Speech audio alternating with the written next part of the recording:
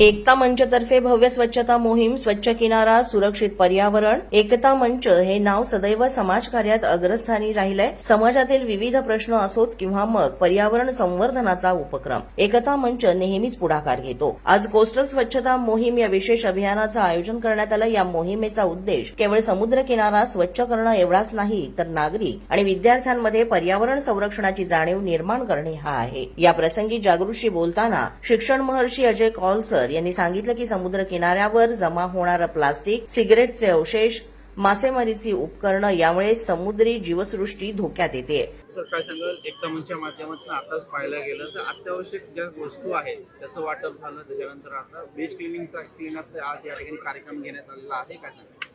आज असं आपल्याला माहीत आहे की आपण इंटरनॅशनल कोस्टल दिवस साजरा करत आहोत.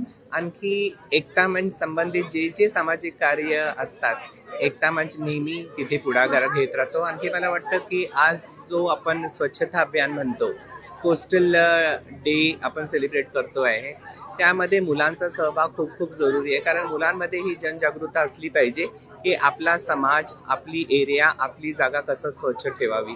आणखी म्हणून आम्ही प्रयत्न करतो की मुलांना प्रॅक्टिकल नॉलेज हे कसं घेता येईल, यासाठी हे वेगवेगळे उपक्रम आम्ही आयोजित करतो. आपले विद्यार्थी उद्याचे आपले देशाचे भविष्य त्यांच्या हातात आहे, तर त्यांना हे जी आपली समस्या आहे त्यांना हे माहीत असली पाहिजे. आणखी त्याचा निवारण कसा करावा यांना मुलांना त्याची समज असली पाहिजे. आणखी आपण बघतो की फक्त मुलांचीच नव्हे तर जे जे समाजात लोक राहतात, आजूबाजूला लोक राहतात, जे जे रेसिडेंट्स आपण म्हणतो, जे सोसायटीचे असतात, हे प्रॉब्लेम त्यांचा सुद्धा आहे. म्हणून आपण बघतो की एवढ्या संख्येने लोकांनी भाग घेतलेला आहे. हे लोकांमध्ये एक जागरूकता आहे की आपला समाज आपण कसा घडवावा. म्हणून आपण बघतोय की एवढ्या संख्येमध्ये लोक उपस्थित आहेत. ऑनरेबल प्राईम मिनिस्टर यांच्या वाढदिवसानंतर खूप उपक्रम आपण बघतो जे खरोखर लोकांच्या हितासाठी आहेत.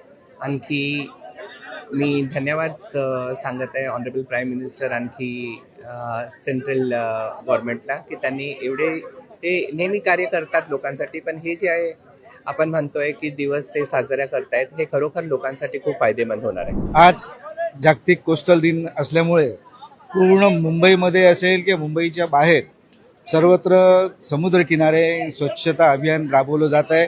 आणि त्या अभियानामध्ये एकता मंचच्या माध्यमातून जे त्याचे संस्थापक आहेत प्राध्यापक अजय कौलसर यांच्या मतीने आणि त्यांच्याबरोबर बरेचशा NGOने एकत्र येऊन हे अभियान घेतलेलं आहे. तर मी अजय सरांचं खरोखरच अभिनंदन करतो की त्याने या स्वच्छता अभियानामध्ये सर्वांना सामावून घेतलं. आणि आज तुम्ही बघत असाल तर बघा, पाठीमागे तुम्ही बघत असाल तर किती मोठ्या संख्येने लोक ह्या स्वच्छता अभियानामध्ये सामील झालेले आहेत. आणि खरोखरच असे उपक्रम प्रत्येक समुद्र किनाऱ्यावर राबवले जावेत.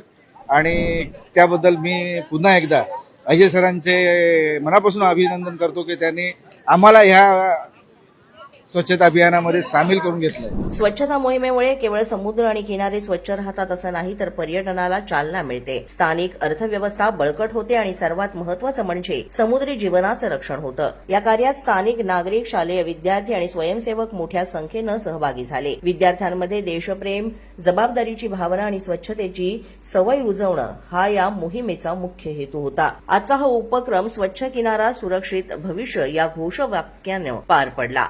एकता मंचचा हा उपक्रम समाजासाठी प्रेरणादायी ठरलाय. जागृत महाराष्ट्र न्यूज, मुंबई.